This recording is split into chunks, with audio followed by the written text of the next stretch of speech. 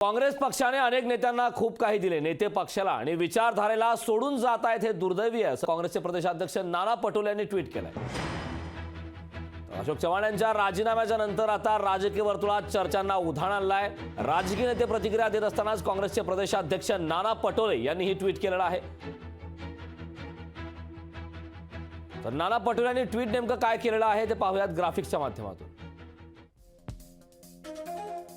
काँग्रेस पक्षाने अनेक नेत्यांना खूप काही दिलं आहे। नेते काँग्रेस पक्षाला आणि विचारधारेला सोडून जात आहेत हे दुर्दैवी आहे।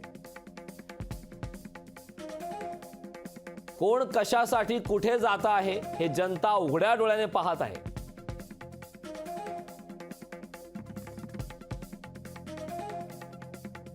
आम्ही सर्व काँग्रेस पक्षाचे निष्ठावंत कार्यकर्ते काँग्रेसचा विचार आणि लोकशाही वाचवण्यासाठी धर्मांध हुकुमशाही वृत्तीच्या या भारतीय जनता पक्षाविरोधात पूर्ण ताकदीनिशी लढून त्यांना पराभूत करू, असं ट्विट काँग्रेसचे प्रदेशाध्यक्ष नाना पटोले यांनी केलेलं आहे।